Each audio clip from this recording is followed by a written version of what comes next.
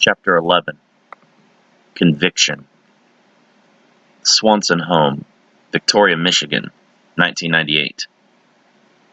6 days after the World Martial Arts Championship qualifying tournament held in Indianapolis, Indiana.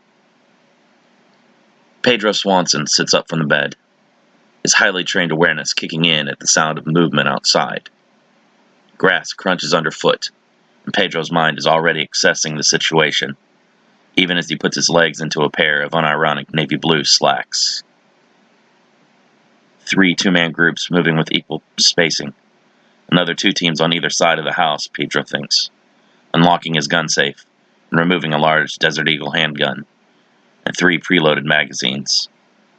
Sidling into the living room just as the first team begins to pick the lock of the back entrance, Pedro takes a kneeling shooter's stance between the couch and the wall. As soon as the second man of the team crosses the threshold of the room, Pedro puts 2 rounds into each of their chests and 1 through their right eye cavities, should they be wearing body armor. Both men are flung aside and the second group rushes in, opening fire before they even enter the home. Pedro rolls for cover and flips the couch onto the men, causing their shots to go up into the ceiling in disarray. Pedro dives over the furniture, rolling in front of the doorway and dropping the members of the third team in the same manner as the first. "Who are you?" Pedro asks the men from the second team, standing on the couch to keep them pinned. "I ain't telling you shit," one of the men shouts, spittle leaping from his mouth in a rapid frenzy. Pedro puts a bullet through the man's right eye without hesitation and sweeps the weapon in line with the other man's face. "Who are you?" he again asks. Side windows crash open as the other teams enter the home. With the distraction, the surviving member of the second team is able to push against the couch with all of his might and overturn it. Pedro is thrown back onto his television, bringing it down on his leg with a loud crash. Pain explodes through his shin, but the seasoned warrior immediately brings his handgun up. The assailant is already moving, and before Pedro can stand, gunshots echo from upstairs. Fighting against his pain, Pedro rushes to the aid of his family. One shooter stands on the staircase, waiting for him, but Pedro catches his reflection through a family photo on the wall. Taking a shot through the wall, just beside and out of sight of the man's head, the drywall explodes and the man's ears begin to ring, causing him to stagger for a moment stunned.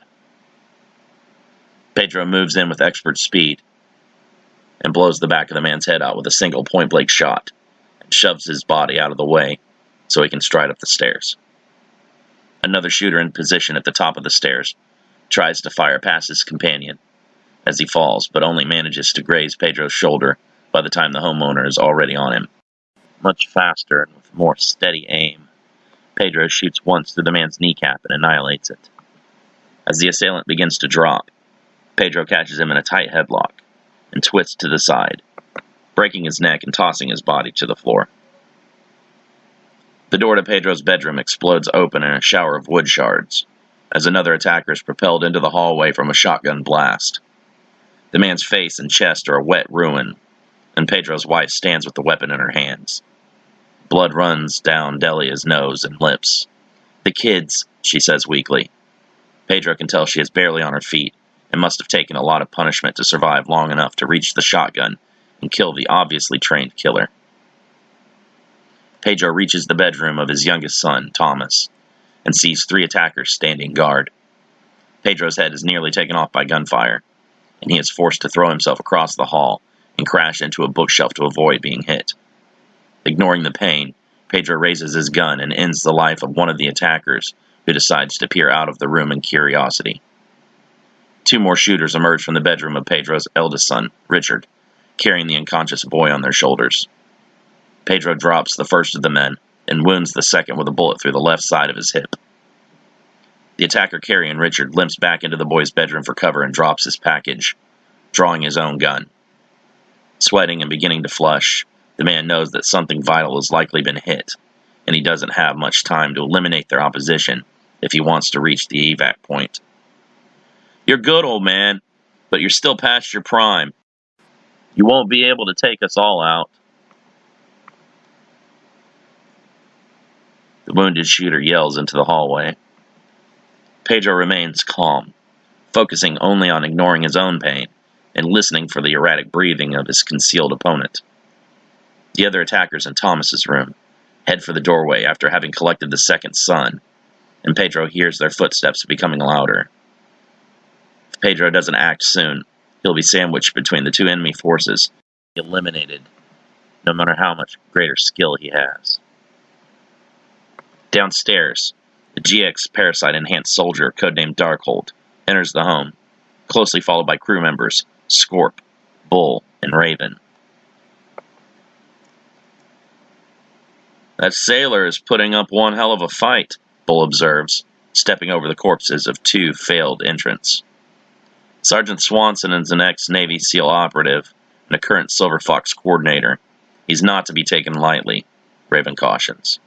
The crew leader's parasite is already in a state of agitation, and dark scales are materialized on his cheeks and the exposed portions of his forearms.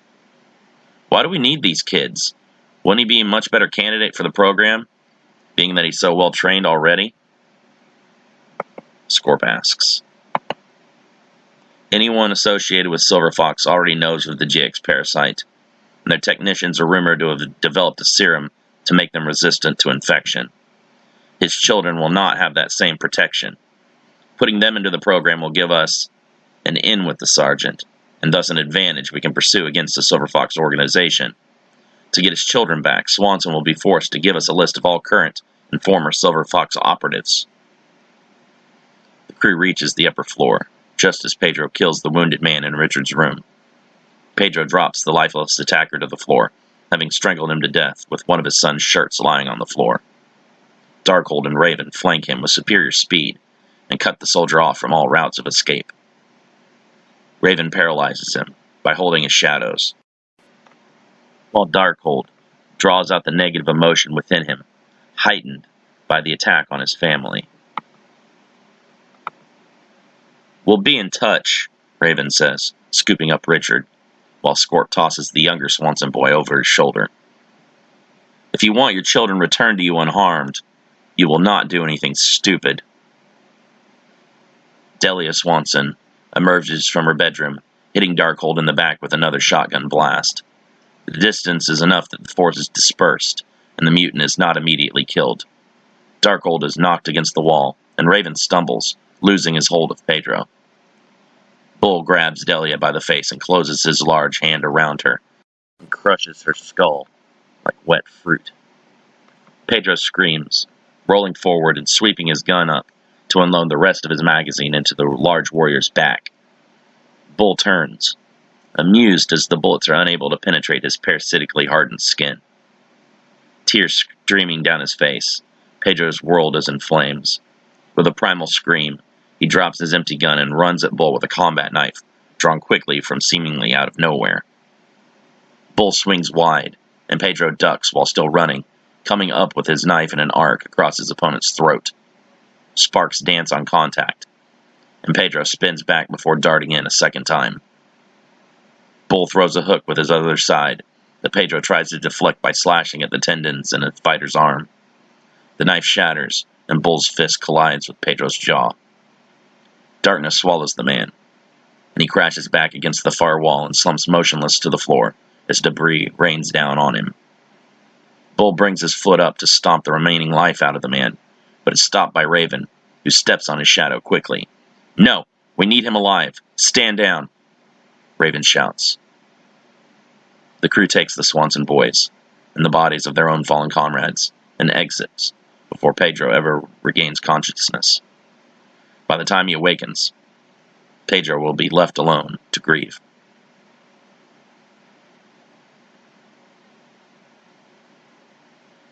Rick lays on a table, dozing in and out of drug-induced sleep.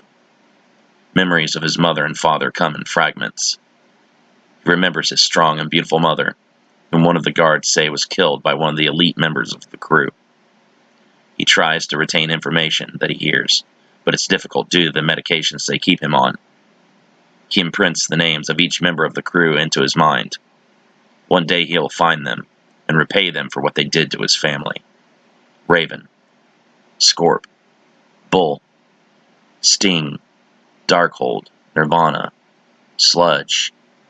Each name brings forth a slew of creative ways to inflict pain, and this keeps Rick motivated to endure the doctor's treatments.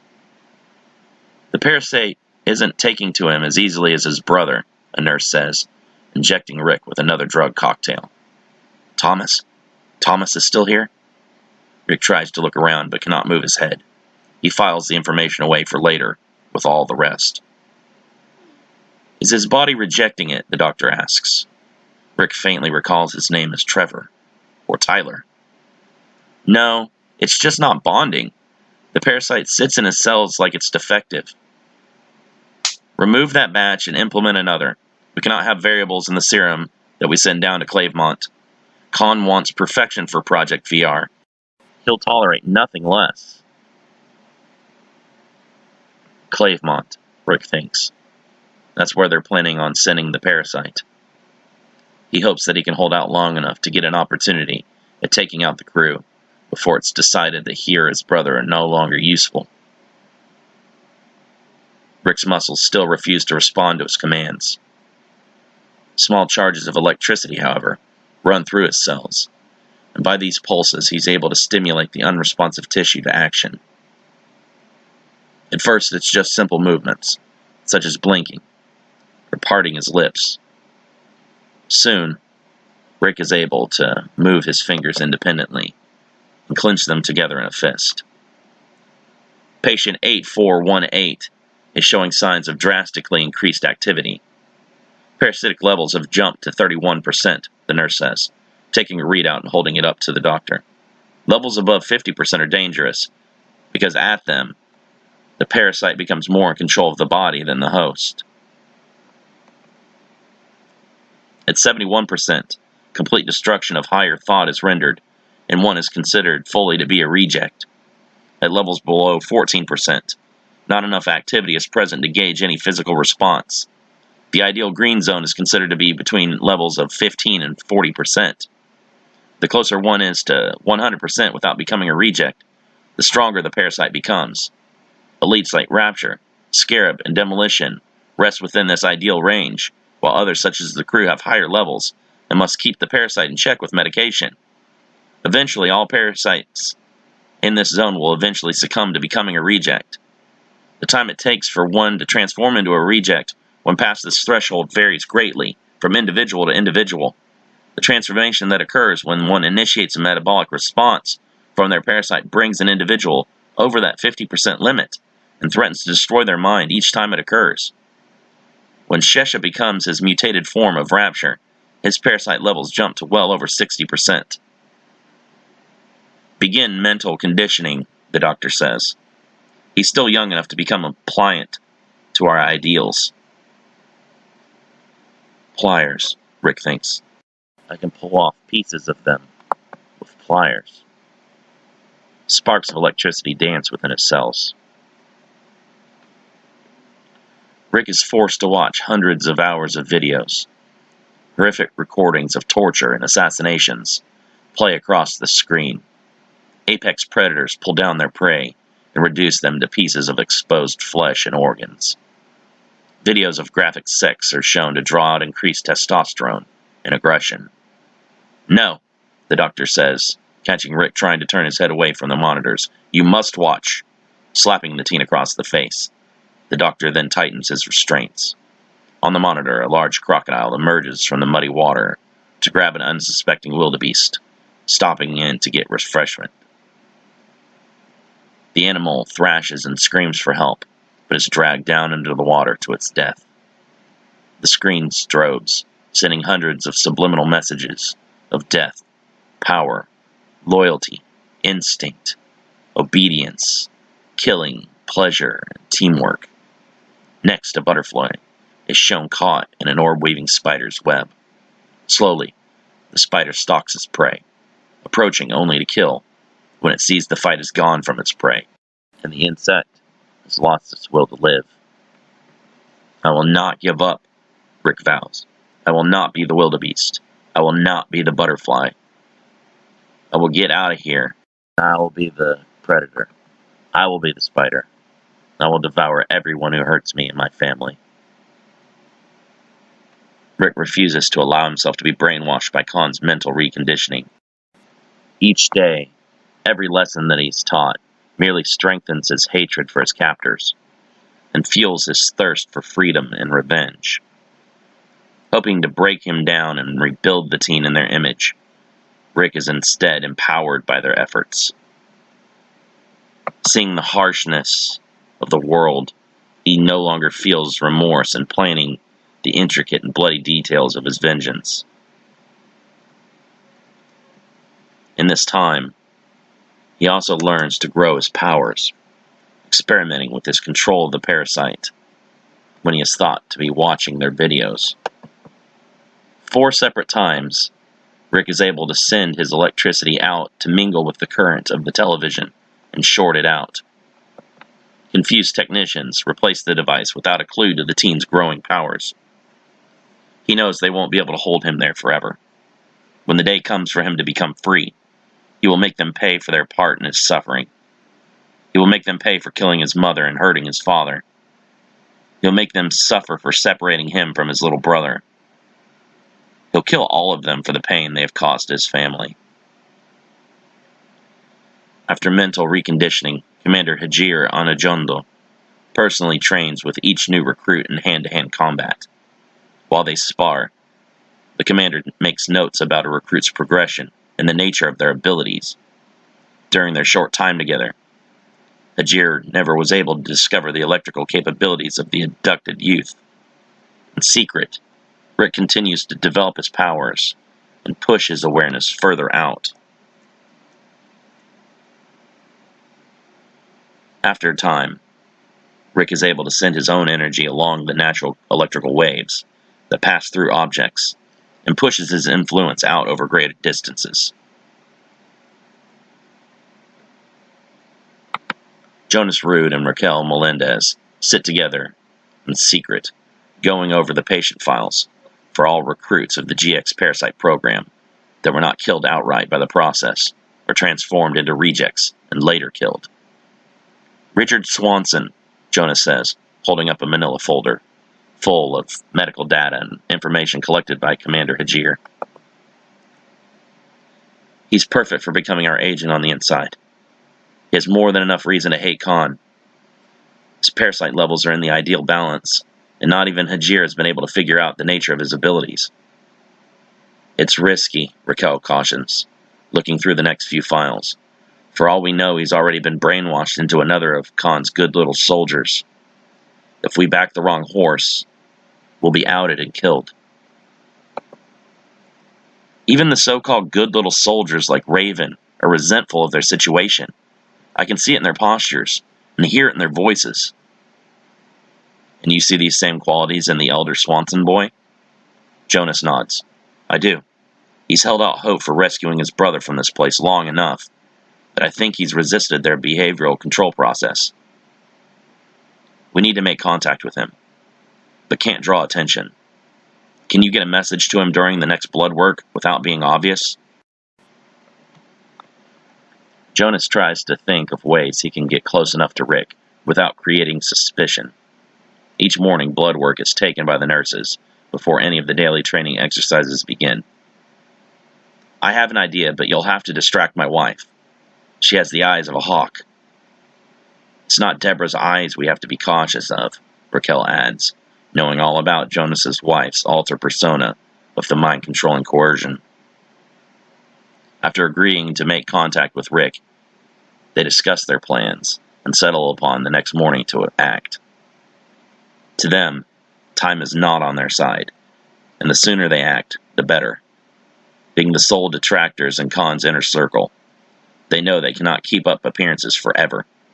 If action is not taken against the company soon, someone will catch on and derail them. The tortures that Khan can inflict on a traitor are beyond either's imagination. And Antonio Khan is a depravity and viciousness rivaled by few in the entire world. The next morning, Jonas enters the lab where Rick sits waiting to have his blood drawn by the nurse. After only a few weeks, the shirtless teen is already showing signs of accelerated muscle growth. Rick eyes the man as he walks into the room, recognizing him as one of the so-called project directors of this Clavemont he's heard whispered about by staff. "Anything new in the blood work?" Jonas asks. The nurse turns to look at him in surprise. "Director Rude, I'm sorry I didn't hear you come in. No, everything seems normal. He's receiving obvious boosts from the parasite, but it still seems dormant. My only guess is that the parasite is somehow passively enhancing his body without trying to gain control over him. What about trying a different parasite?" "We've already tried 4 parasites on this boy. Now that this one is bonded enough to him that he's gaining benefits, it'd be dangerous to try and remove it. He won't become a reject, but I still consider this one to be a failure. He'll never be mission ready if he can't manifest any signs of higher parasitic metabolism." "Interesting. Can you go fetch the doctor? I would like to discuss our options with this one. I don't want to send him to Clavemont if he's only going to be a liability." The nurse nods, putting Rick's blood away in a freezer cabinet for storage and leaving the room. Jonas approaches Rick slowly, causing the teen to tense. "Easy, kid, I'm not your enemy," Jonas says. Rick glares at the man with hatred. "Every last one of you is my enemy. You killed my mother." Jonas sighs loudly. "Yes, that was unfortunate. The crew are brutes without an ounce of tact. No one was supposed to be hurt in that operation." Jonas pulls his sleeve back, just enough for Rick to read the words written in marker on his forearm. "Safe brother." Rick stares at the man, thinking it must be a trick of some kind. Seeing that the teen is cautious, Jonas reaches down to check his pulse and gently loosens his restraints.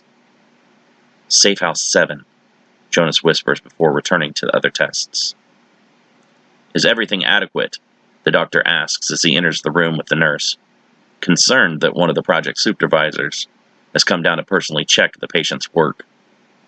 The subject's parasite levels have gone up to 33%.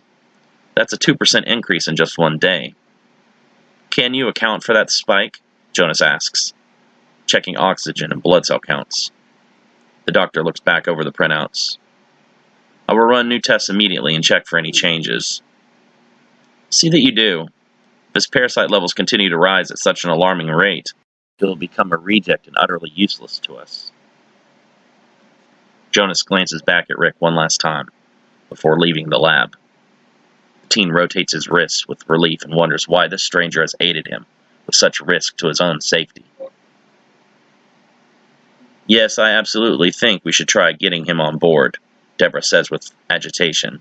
Near her, Raquel stands with her arms crossed, and eyes moving back and forth nervously between her fellow supervisor and their boss, Antonio Kahn. "Every last one of his credentials is a forgery. I would be surprised if his name was real," Kahn scoffs. "If we have no proof of his genius, why would we jeopardize our program to bring him on board?" "The proof of his genius lies not with his pedigree, but with his research. Victor Silva is the only man on Earth to have created a virus from scratch. Do you understand the complexity of that? It's less impressive for one to construct a space-worthy vessel with materials purchased at goodwill. Silva has an ability to see theoretical combinations of amino acids and proteins in his head that anyone else would have to spend years experimenting with to attain." Kahn pauses, seeing Jonas stepping out of the lab. Raquel's breath catches in her throat, and she becomes fearful that their employer suspects something amiss. Deborah's attention moves from her husband to Raquel and back again with her own suspicions, but says nothing. "Dr. Rude, how many recruits are ready for the next phase?" Kahn asks, changing the subject and allowing both Raquel and Jonas to release relieved breaths.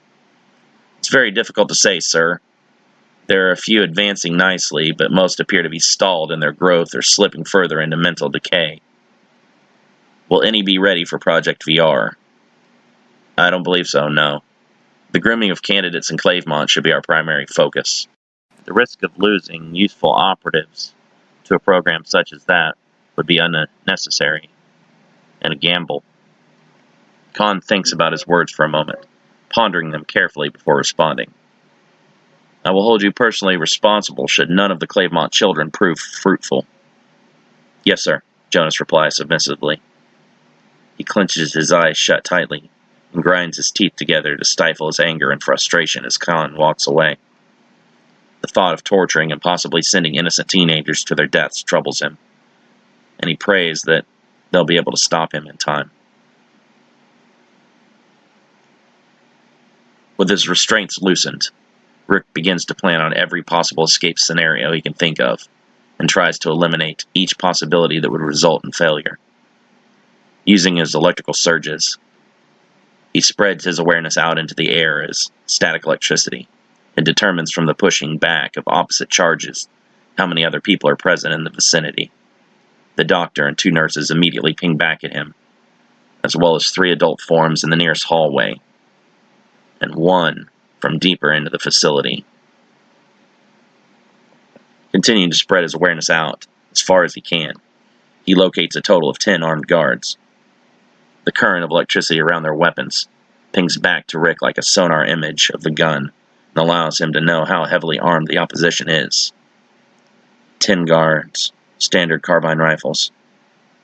None have parasites inside of them, Rick thinks, not feeling the pushback of a parasitically enhanced creature against his electrical probing. Rick rotates his left wrist, reminding himself that his restraints have been loosened. Even this is a trap of some kind. They already have him prisoner, so how can taking the chance of freedom be a bad thing? As the nurse approaches, Rick pulls his arm free and grabs her at the elbow. The woman screams out, but he spins her into him, covering her mouth as he pulls his other arm free. "If you want to stay alive, you'll keep quiet," Rick whispers. "One squeak and I'm twisting," he adds, violently whipping his arm to shake her. 2 guards jog into the lab, having heard the first scream. Immediately, the men raise their rifles and fire, forcing Rick to push the nurse into them and roll over the examination table for cover. Shredded by gunfire, the nurse collapses in a thick pool of blood. "Flush him out," one of the guards shouts, having his comrade sidle around the room from one side while he moves to the other. Grabbing onto the table, Rick sends a surge of electrical energy through the metal. Sparks jet out in all directions, blinding the guards long enough for Rick to emerge from hiding and neutralize them. Thrusting his elbow back, Rick staggers one guard, while snapping a kick into the groin of another. Rick pivots, bracing his elbow and whipping it down across the first guard's face at an angle. The blow connects with the soft bones near the man's eye and drops him to the floor. The second guard recovers, despite the fiery pain between his legs, bringing his gun back up to firing position. Quickly grabbing the barrel, Rick sends electrical energy flooding through the weapon into the man. Hearing more movement from the other 8 guards he sensed earlier, Rick rushes out of the lab and continues his escape. Dashing into the hallway, Rick's head is nearly taken off by automatic gunfire. Careless with his surroundings and focused only on escape, he did not properly verify a safe exit from the lab by being aware of how close his enemies have gotten. Rick drops prostrate, pressing his palms flat to the floor, while bullets zing past his head and explode into the wall behind him. Chips of concrete and drywall shower the teenager, but he ignores the inconveniences while maintaining an eye on his attacker. As the gunmen adjust their aim within a second or two, Rick propels himself to his feet from a push-up and darts into the center of the enemy forces. Rick snatches a rifle still outstretched from the hand of one of the guards and flicks it up into the bridge of the owner's nose. The gunman staggers back, blood still trailing from his ruined nose, as Rick whips his gun around to club another guard in the back of the head. The stunned man fires off a shot downwards as he falls, tearing through the shin of a third comrade. Arcing his gun, Rick uppercuts the recently shot guard under the chin and sends him tumbling backwards. A fourth guard manages to knock Rick's confiscated weapon from his hands and connect with a two-handed punch, using his own rifle as a reinforced fist. Rick takes the blow on his right forearm and winces as the resulting sting of pain. As the man lunges with a thrust using the butt of his gun, Rick drops low into a leg sweep. As the fourth guard's back hits the floor and the air is expelled from his lungs with a loud woof, a fifth and sixth guard attempt to grab Rick from the sides. The teenager rises up, hooking one of the guards under the arm and pivoting as he throws his arm up and over his side, resulting in a cartwheel-like throw. The 2 guards collide into each other and roll down the hall in a tangle of arms and legs.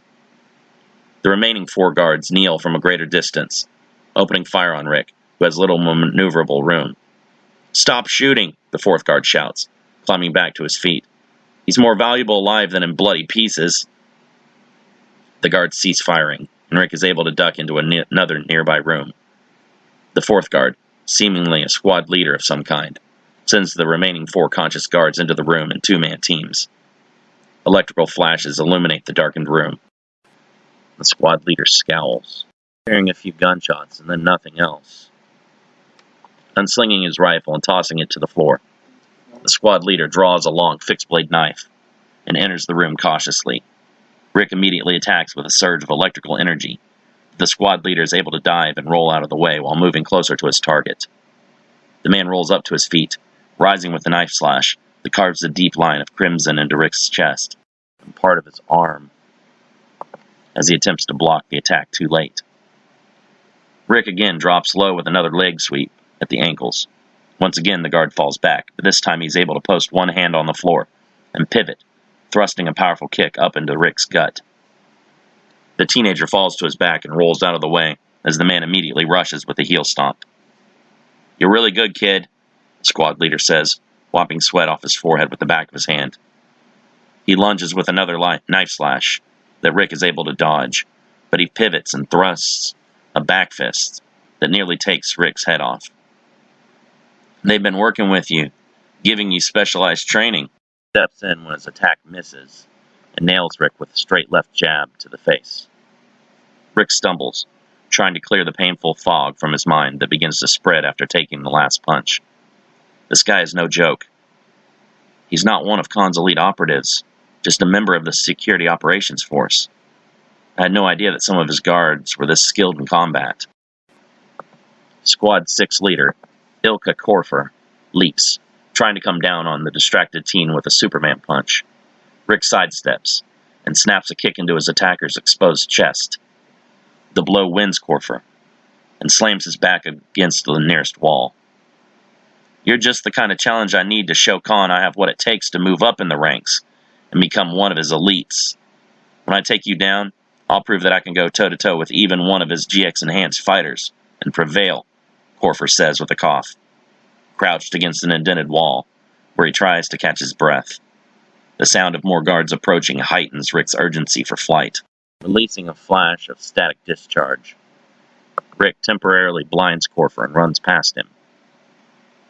Enraged at potentially missing his big opportunity, Korfer blindly reaches out for the teenager. Slipping past the man, Rick disappears into the hallway and rushes the oncoming group with a blitz of speed and electrical energy.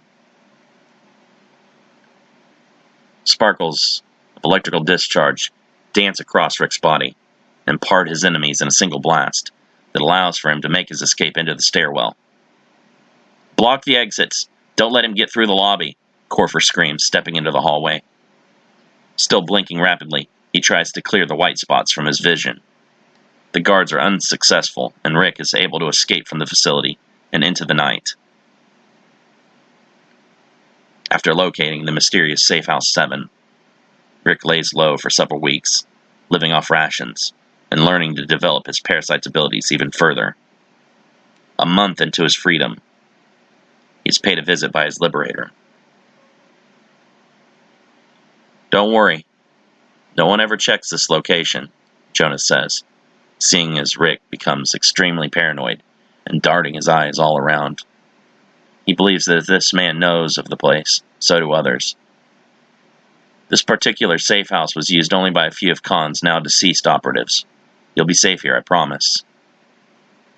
Rick does not seem to be trustful of this.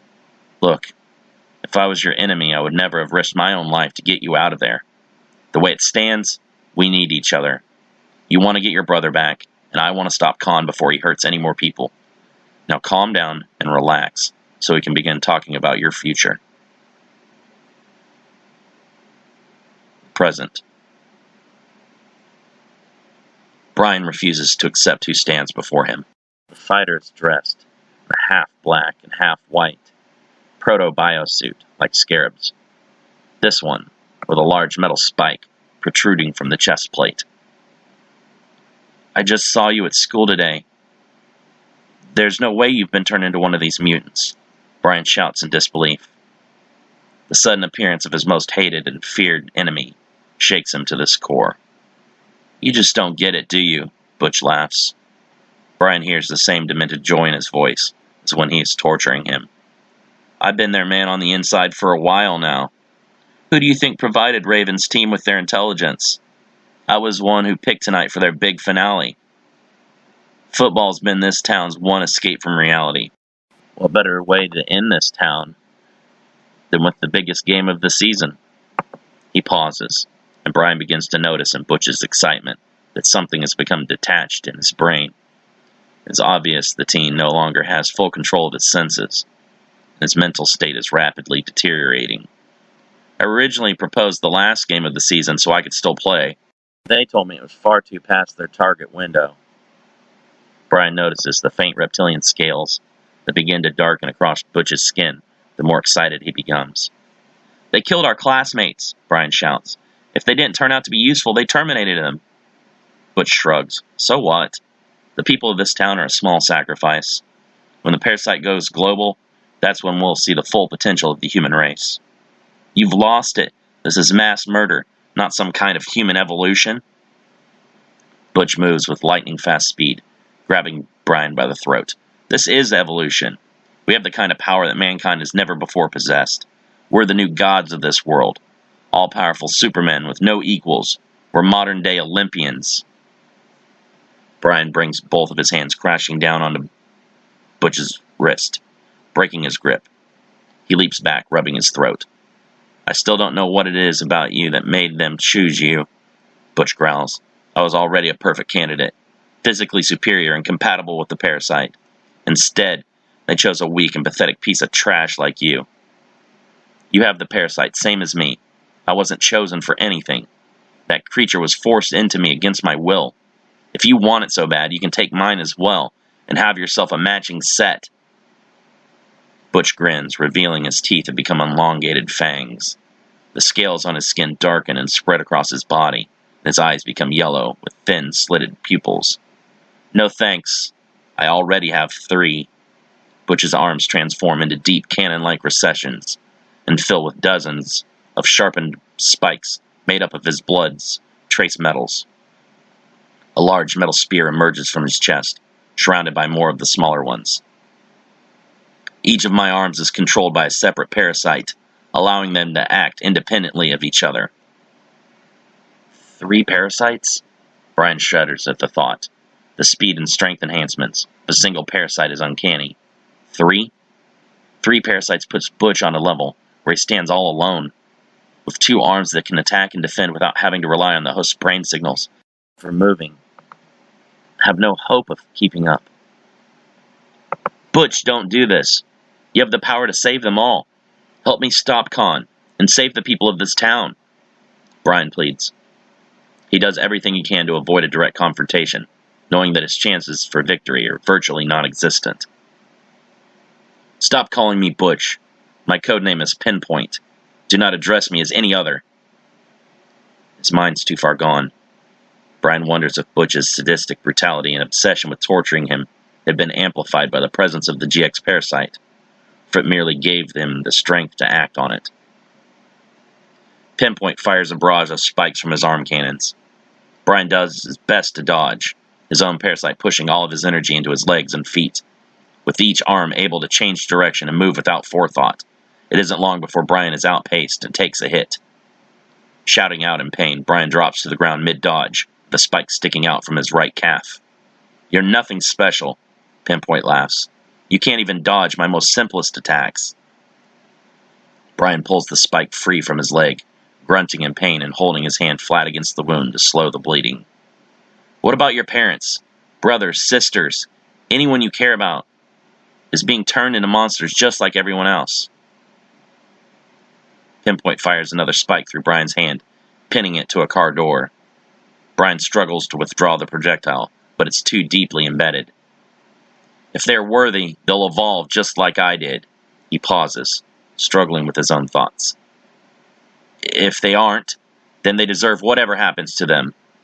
To evolve as a species, we must all make sacrifices. Finally able to pull the spike free, Brian quickly hurls it back at Pinpoint's face.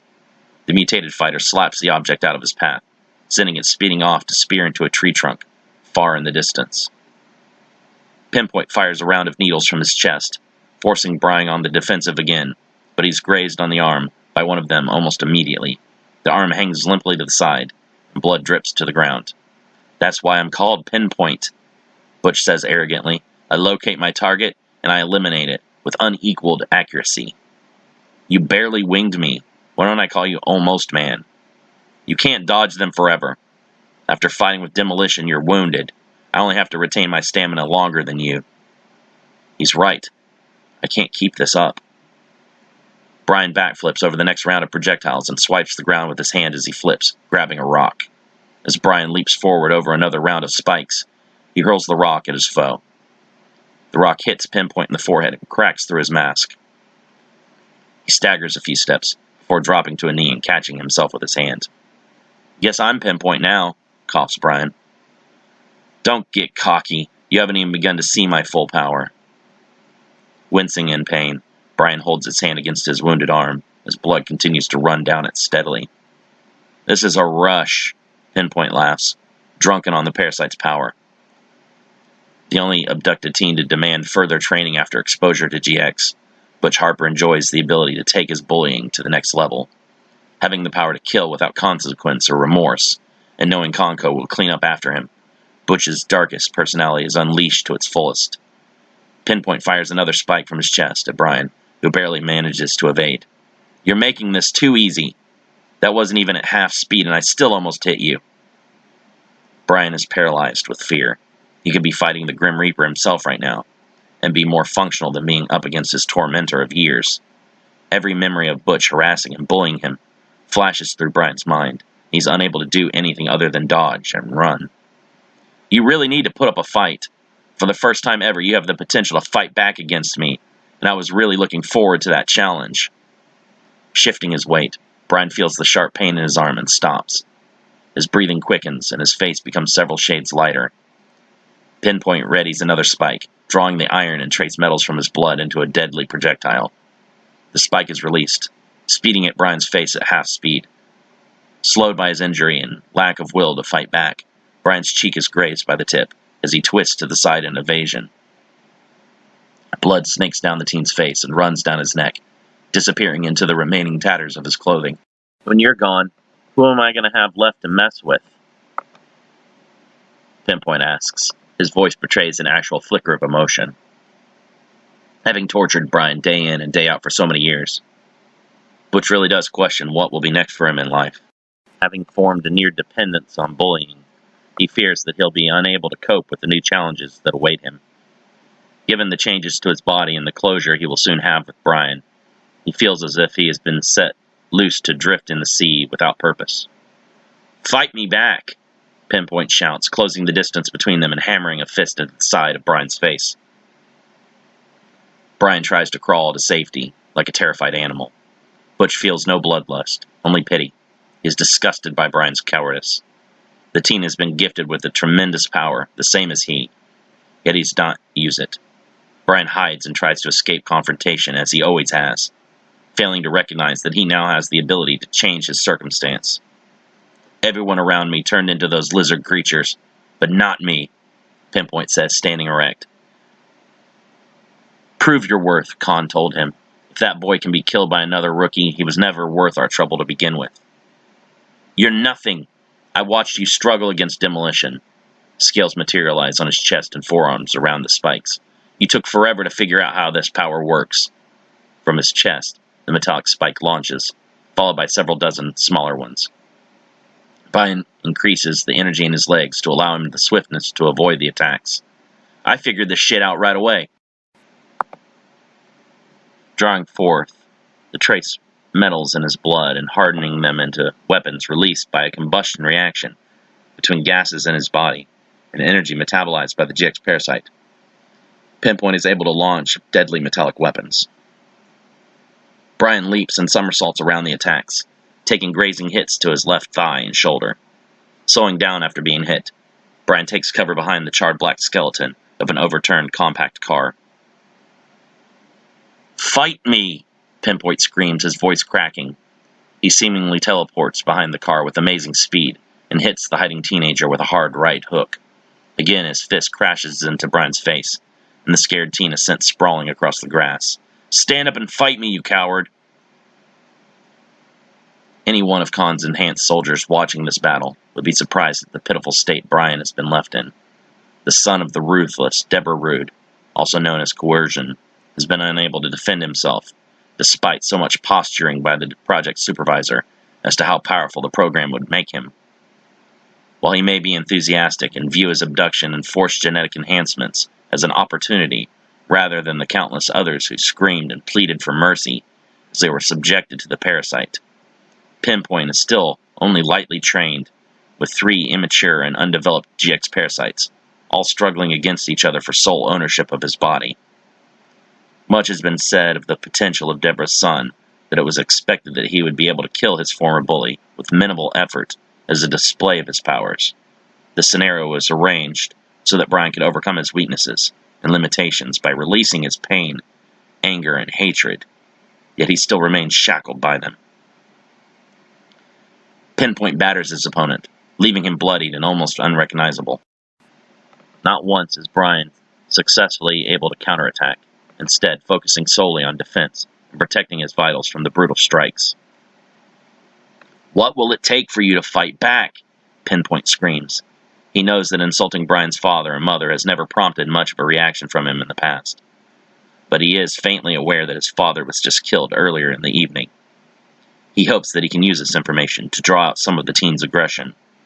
"You may not care about fighting me, but I bet if your dad could see you being such a puss, he'd be ashamed." Brian ignores the insults. He is sure that his father would want him to fight back, but where is he now? If he were so worried for his son's safety, he'd never have allowed for Khan's men to abduct him in the first place. He put the life of his son at risk, and Brian can never forgive him for that. "Maybe he's watching you now from hell," Pinpoint laughs. "Even his dead body would probably put up a better fight than you." Another fist collides with Brian's face, but he ignores it, instead looking up at Pinpoint with disbelief. "What are you talking about?" Brian whispers. "Oh?" Pinpoint smiles, having reeled his prey in as planned. "You hadn't heard? Your whore mother killed him just a few hours ago. He got all teary-eyed and cowardly like you. He tried to ruin Khan's plans by staging a rebellion. Your mother stayed loyal to Khan and put an end to his betrayal without even batting an eye." Pinpoint laughs hysterically. "She is one cold bitch. Man, I can't imagine." "My father is dead?" Brian is struck with a pain and sadness, unlike any he has ever before experienced. He may have not been there as a parent in the ways that most are, but Jonas Rude still genuinely loved his son. Brian takes cover behind another car, trying to regroup his emotions. He knows that he needs to fight back against Butch, but wonders what good it'll do.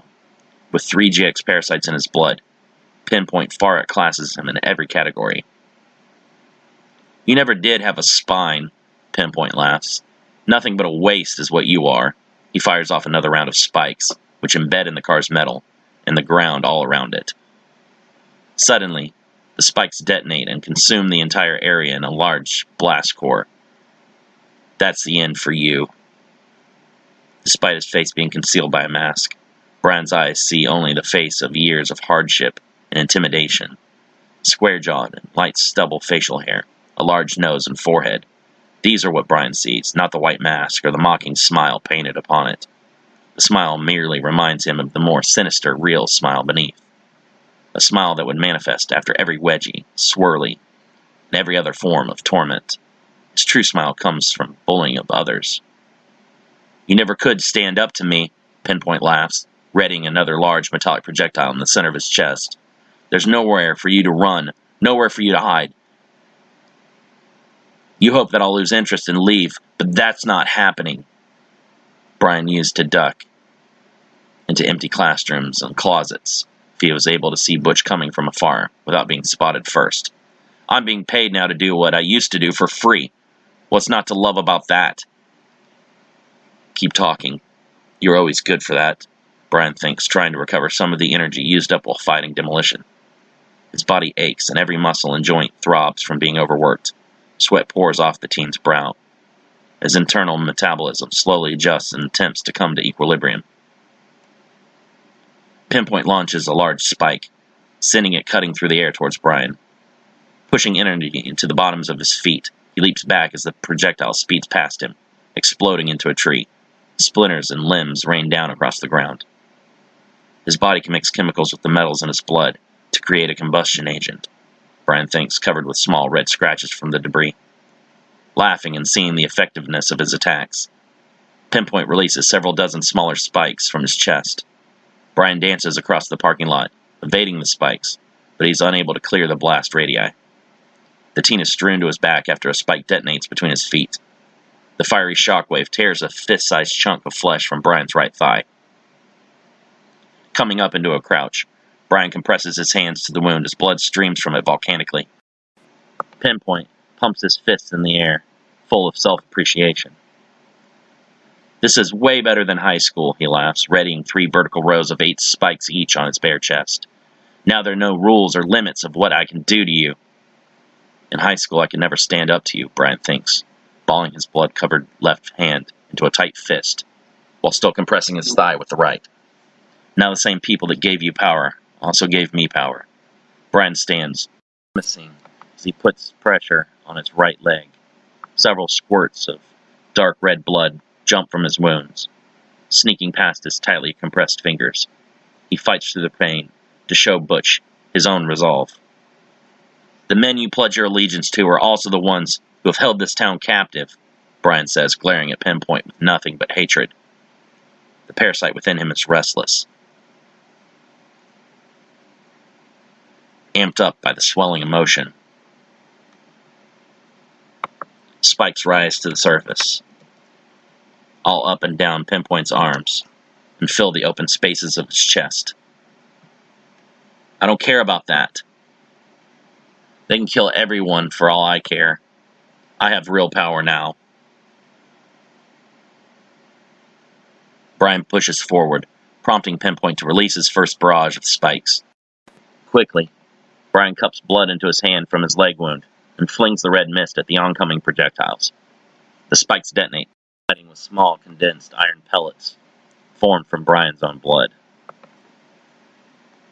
"He copied my ability," Pinpoint thinks, surprised. Brian rushes through his next barrage of spikes and dodges to his opponent's left through the smoke. Ducking low, the spikes pass over Brian before he rises with an uppercut to the chin. The blow lifts Pinpoint off his feet, dropping him to his back several feet away.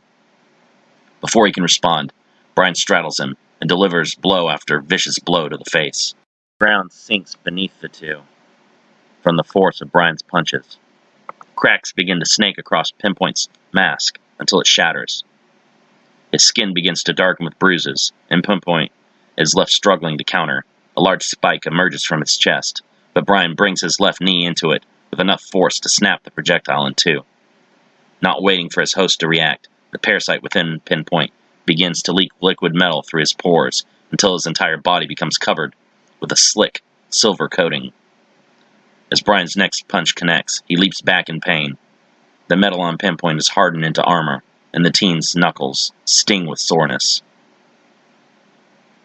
"You're fast, but I guess that's understandable after so many years of running away," Pinpoint coughs, standing back up.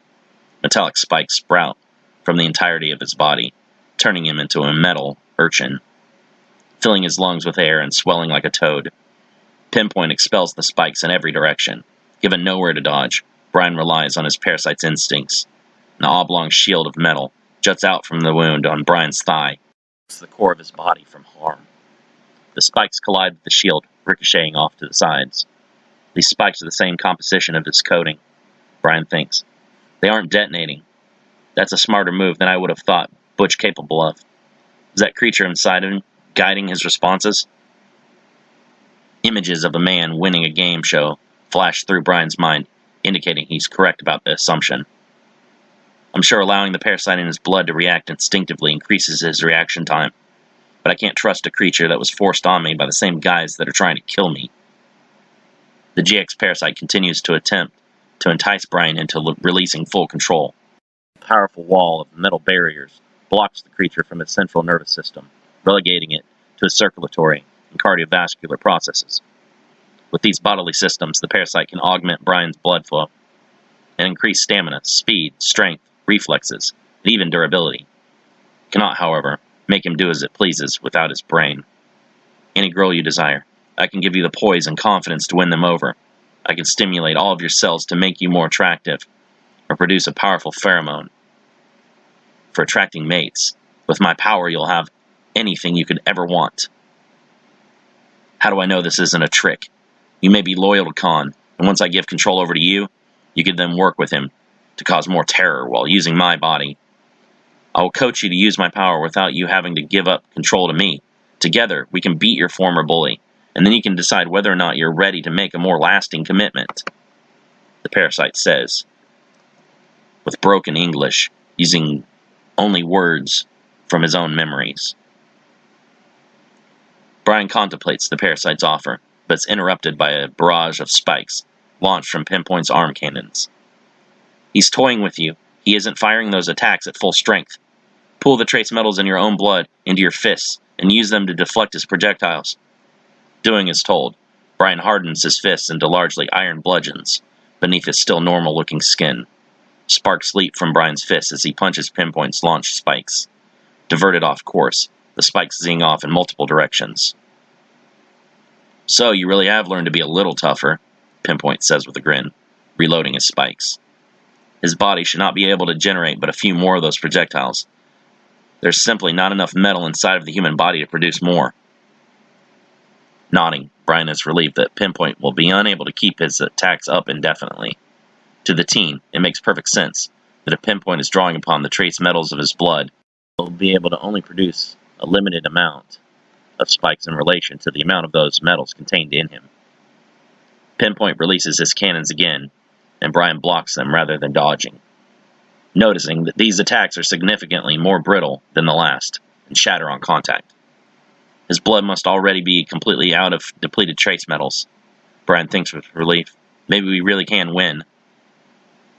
Scowling at seeing his attacks fail, Pinpoint's arms lose their mutation and once again become those of an ordinary teenager. Reaching into the bag from his pants, he removes a handful of small metal ball bearings, popping the metal into his mouth like candy. Pinpoint is able to replenish the metals of his body and produce more material for his attacks. You're a quick learner, Pinpoint pauses, as if he is listening to someone else talking. Yeah, you're probably not the one doing the strategizing, are you? I bet it's the parasite that's doing all the work. You're always going to be nothing more than a dumb jock and a bully, Butch, Brian replies. I'm going to kill you this time, nerd. All those times in the past I was forced to hold back against you. But I've listened to the parasite, and it's helped teach me how to be stronger, fiercer, and merciless. Within his blood, Brian's parasite studies the composition of Pinpoint's spikes through small fragments left embedded from previous attacks. It determines the hardness and maximum threshold. Reforming his metal shield, Brian reshapes it into a spear-like weapon. The parasite then mixes numerous amino acids together to create a numbing agent to dull its host's sense of pain. Are you going to actually try to fight me head-on this time, instead of dodging and running away? Pinpoint begins to laugh. I always thought you were supposed to be a genius or something. Brian rushes him, spinning his weapon in a circle to deflect another round of spikes. Realization spreads across Pinpoint's mind as he notices that his spikes aren't merely being deflected, they're actually being cut into pieces. His metals become harder than mine, Pinpoint thinks, urging his parasite to adapt quickly. Brian reaches him, and a spike whistles past his face. A line of red appears on Brian's cheek, but he does not flinch. Brian thrusts his spear into Pinpoint's abdomen at an upward angle beneath his ribs. The metallic armor cracks around the entry point, broken by the stronger alloy. You're just a wimp, Pinpoint coughs, blood drooling from his mouth. A scrawny pushover. Crimson fluid oozes around Brian's hand, and he releases his grip on the spear, stepping back. He does not give his former classmate any snarky quips or vicious one-liners. still disgusted by his complete lack of concern for others and callous attitude. Brian turns his head back and begins to walk away from him, limping slightly. "How dare you?" Pinpoint coughs. More blood spraying from his mouth. "Get back here!" Images flash through his mind. Standing in the hallway at school, Butch Harper shouts at Brian Rood, who is standing at the far end of the hall. Nervously clutching the straps of his book bag, Brian tries to walk away as quickly as possible in the opposite direction. "Get back here!" Butch shouts. "You haven't learned today's lesson!" He laughs, punching his left fist into his palm and grinning. Pinpoint's body begins to return to normal as the metallic coating flakes off and peels away to the ground. "I'm not finished with you." Butch shoves Brian into a trash can and pours a bottle of soda onto his head. "I'm not finished with you. I have more lessons to teach you after school." Brian continues to ignore him, walking towards the remaining battles in progress. Pinpoint tries to step towards him, but staggers and falls to a knee. More blood splashes to the ground and his vision blurs. A fog-like cloud spreads over his mind. "Do something, you fucking tapeworm!" He coughs. Each breath becomes more painful than the last. "Don't let me die. I don't want to be killed by that piece of shit." The parasite cannot keep up with the damage to his internal organs, expending too much energy trying to keep him from bleeding to death. Shakily, Pinpoint pulls the spear free and drops it to the ground to allow the parasite to close up the wound. A flood of crimson pours out like water, forcing him to his other knee and posting a hand to the ground for stability. Not by him, Pinpoint thinks, forcing himself to stand and stagger towards the nearest car. Grabbing onto the vehicle, Pinpoint rips the passenger door off its hinges. To Brian's horror, the GX-enhanced teenager the debris to his mouth and takes a bite out of it. The harsh sounds of crunching metal echoes throughout the air as Pinpoint consumes enough metal for his parasite to metabolism at least 100 more offensive spikes. Pinpoint's aura expands greatly with a bright flash as this GX parasite initiates the metabolic energy increase within his cells. Hundreds of sharp spikes emerge from his skin, covering him in a thorny armor that closes up his once seemingly fatal wound. He immediately launches a barrage of spikes from his body at Brian, who dodges behind a car for cover. The spikes shred through the vehicle. One spike hits the engine, which causes the entire car to erupt into flames. Brian is thrown back through the windshield of another car. He moans, rolling off the hood just as Pinpoint leaps onto the top of the car. His weight and force crushes the vehicle and sends all four tires shooting off in different directions. Brian, lying on his back and skittering away from the car, raises his right hand and focuses his energy through the palm, under the instruction of his parasite. Before he can fire, Pinpoint releases a spike straight through Brian's hand and causes the attack to backfire and explode. Brian is knocked across the parking lot and struggles to get back on his feet. His right arm and hand are blackened, and he cannot concentrate on much else beyond the intense pain they cause. "Your moment at the top is over," Pinpoint laughs. "You're back to being a loser again." Brian is forced to relive the countless hours of torment at school at Butch and Stacy's hands. Wedgies, swirlies, Melvins, being depantsed, shoved, knocked down, tripped, and verbally abused. "You're still just a loser. You'll never be better than me," Pinpoint screams, firing another barrage of spikes. Brian leaps to the side and rolls underneath the car, quickly sliding across to the other side and back up to his feet in a sprint for cover behind a different vehicle.